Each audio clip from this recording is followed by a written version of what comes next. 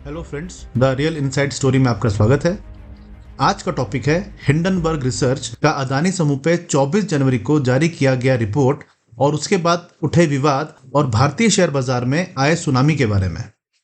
इस एक रिपोर्ट से अदानी समूह बुरी तरह से धराशायी हो गया है और 10 दिन के भीतर गौतम अदानी, जो कि दुनिया के तीसरे सबसे अमीर इंसान थे, उनका नेटवर्थ 120 करोड़ से घटकर लगभग आधा रह गया है और उनका स्थान 17वें नंबर पर खिसक गया है। हम जानेंगे अब तक की कहानी पूरी बारीकी और विस्तार से, ताकि आपको बड़ी आसानी से एक ही जगह सारी जानकारी मिल सके। शुरू करने से पहले अगर आप नए हैं तो प्लीज चैनल को सब्सक्राइब करें, लाइक करें और दोस्तों में शेयर करें, और हाँ, बेल आइकन को दबाना ना भूलें ताकि आपको हर बार हमारा वीडियो सबसे पहले मिले। क्या है हिंडनबर्ग रिपोर्ट? जाने एक रिपोर्ट ने अदानी समूह की कैसे बैंड बजा दी है। ऐसा क्या है इस रिपोर्ट में और क्या अदानी पर लगे आरोप सही हैं? क्या अदानी समूह इस एक रिपोर्ट की वजह से डूब जाएगा यानी दिवालिया हो जाएगा? अदानी समूह के कंपनियों के हर दिन गिरते दाम का क्या अंजाम होगा? अदानी समूह में पैसा लगाने वालों का क्या होगा? LIC और SBI क्या डूब जाएंगे? SBI और LIC के निवेशकों पर इसका क्या असर पड़ेगा? आइए जानते हैं विस्तार से। शुरुआत करते हैं हिंडनबर्ग रिसर्च के रिपोर्ट से। 24 जनवरी को हिंडनबर्ग रिसर्च ने अदानी समूह पर एक रिपोर्ट सार्वजनिक किया, जो कि हिंडनबर्ग रिसर्च के हिसाब से उसके 2 साल के अदानी समूह के कंपनियों पर बारीकी से रिसर्च करने के बाद निकाला गया है। 23 जनवरी तक गौतम अदानी पूरी दुनिया के तीसरे सबसे अमीर इंसान थे।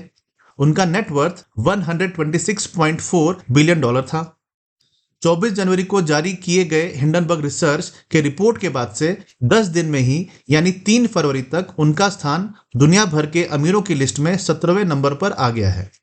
उनका नेटवर्थ $126.4 बिलियन से घटकर अब $61.9 बिलियन ही रह गया है, यानी उनका नेटवर्थ लगभग आधा रह गया है।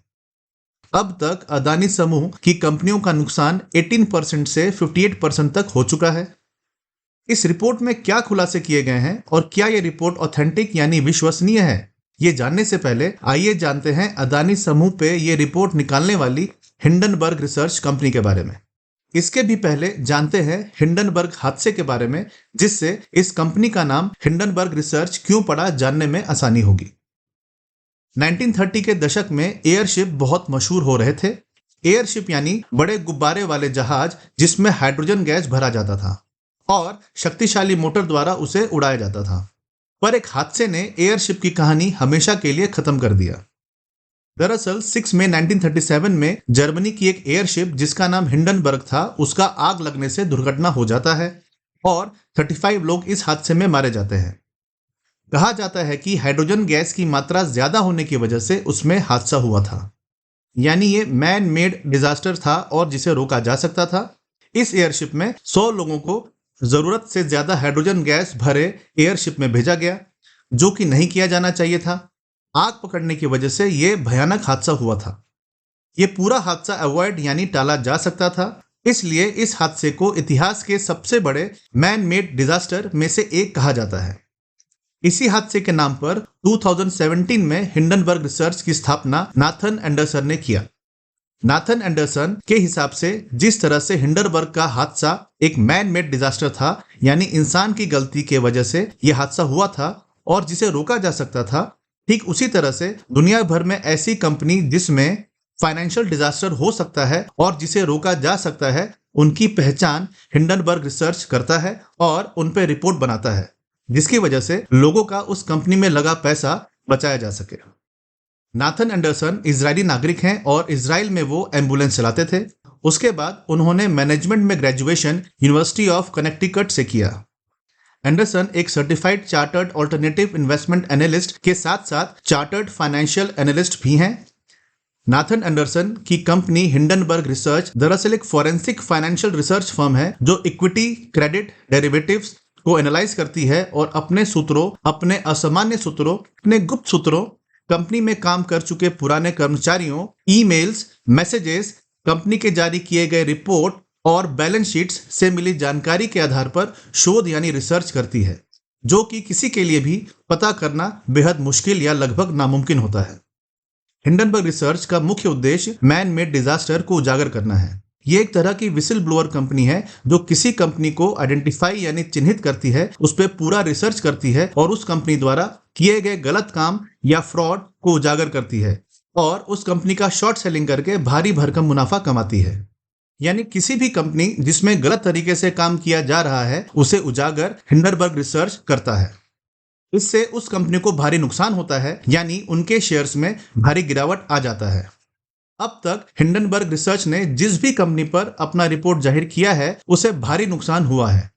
इसी बात से हम ये समझ सकते हैं कि हिंडनबर्ग रिसर्च कितनी कुख्यात कंपनी है और उसका रिपोर्ट शॉर्ट सेलिंग से मुनाफा कमाने के उद्देश्य से उचित और सटीक समय पे निकाला जाता है, जिससे उबर पाना किसी भी कंपनी के लिए लगभग नामुमकिन हो जाता है। 2017 से अब तक लगभग 30 कंपनियों पे हिंडनबर्ग रिसर्च अपने रिपोर्ट में कमियां निकाल चुका है, जिसकी वजह से इन सभी कंपनियों को रिपोर्ट की वजह से भारी खामियाजा भुगतना पड़ा है। इनमें से कुछ प्रमुख कंपनी जैसे कि WINS finance, China metal resource utilization, right blockchain, HF foods, Twitter, Nikola आदि हैं। इनमें से एक कंपनी निकोला जो कि इलेक्ट्रिक ट्रक बनाती है, उसका उदाहरण हम आपको देते हैं। निकोला कंपनी पे दिए गए अपने रिपोर्ट में हिंडनबर्ग रिसर्च ने यह खुलासा किया था कि कंपनी अपने टेक्नोलॉजी के बारे में झूठ बता रही है और लोगों को भ्रम में डाल रही है और धोखा दे रही है। हिंडनबर्ग रिसर्च ने निकोला कंपनी के एक एडवर्टाइजमेंट वीडियो को भी चैलेंज किया था जिसमें इलेक्ट्रिक ट्रक रफ्तार से भागते हुए दिखाई दे रहा था। इस वीडियो का राज उजागर हिंडनबर्ग कंपनी ने किया। इलेक्ट्रिक ट्रक को एक दूसरी गाड़ी से खींचकर हाल वाली सड़क पे टकराया गया था, जिसकी वजह से इस रिपोर्ट के उजागर होते ही मीडिया में यह बात बहुत उछला। सबका ध्यान निकोला कंपनी पे गया और इस विवाद ने सरकार को तथ्य की छानबीन करने पे मजबूर किया। छानबीन में निकोला कंपनी के संस्थापक ट्रेवर मिल्टन को धोखाधड़ी का दोषी पाया गया और निकोला कंपनी को $125 million US securities and exchange commission को हर्जाना भरना पड़ा। हिंडनबर्ग के निकोला कंपनी पर रिपोर्ट सार्वजनिक करने के बाद निकोला के शेयर्स 90% से ज्यादा गिर गए और निकोला कंपनी का वैल्यू जो कि $34 बिलियन था और बस एक दिन में ही मात्र $1 बिलियन रह गया। हिंडनबर्ग रिसर्च अपना रिपोर्ट वेबसाइट पर डालता है और सोशल मीडिया के द्वारा उसे वायरल करता है। कंपनी के वेबसाइट के हिसाब से इसमें 5 कर्मचारी काम करते हैं और इसका रजिस्टर्ड ऑफिस न्यूयॉर्क का दिया गया है। इसका पता है 631 वेस्ट 207th स्ट्रीट, न्यूयॉर्क पर। यह एक रिहायशी इलाके में स्थित आवास है जहां पे ताला लगा रहता है और हिंडनबर्ग के कर्मचारी से संपर्क करना या एंडरसन से ही संपर्क करना बहुत मुश्किल हो जाता है। ऐसा सब करके हिंडनबर्ग रिसर्च को क्या फायदा मिलता है, आइए समझते हैं। कंपनी के वेबसाइट के हिसाब से हिंडनबर्ग रिसर्च एक इन्वेस्टमेंट रिसर्च फर्म है जिसका फोकस है शॉर्ट सेलिंग करके मुनाफा कमाना। अब शॉर्ट सेलिंग क्या होता है और किसी भी कंपनी पे रिपोर्ट देके उसे नुकसान पहुंचा के हिंडनबर्ग रिसर्च कैसे फायदा यानी मुनाफा कमाता है, आइए जानते हैं आसान शब्दों में।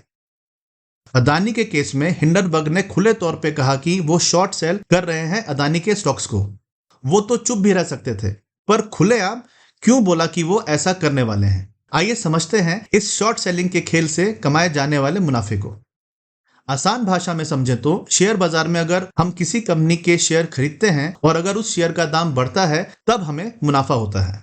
लेकिन एक और तरीके से जिसमें शेयर के दाम जब नीचे जाते हैं तब भी मुनाफा कमाया जाता है, जिसको शॉर्ट सेलिंग बोलते हैं। शॉर्ट सेलिंग एक तरीका है जिससे एक इन्वेस्टर पैसा बनाता है जब वो ये मानता है कि एक स्टॉक का प्राइस गिर जाएगा।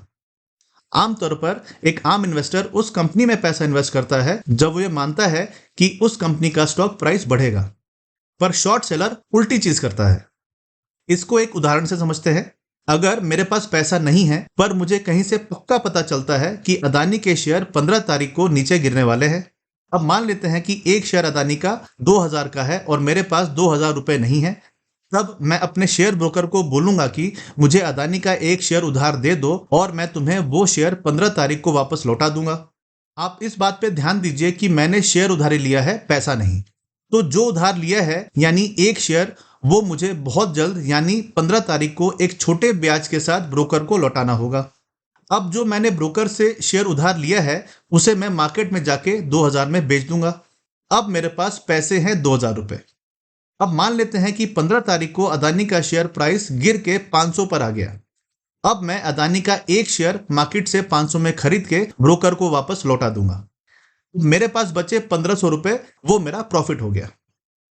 ये उदाहरण आसान भाषा में अंदाजन आपको शॉर्ट ट्रेडिंग समझाने के लिए दिया गया है। असल में इसमें और भी चीजें और शर्तें शामिल होती हैं, आपको बस एक अंदाजा मिल जाए इसलिए इस उदाहरण का प्रयोग किया गया है।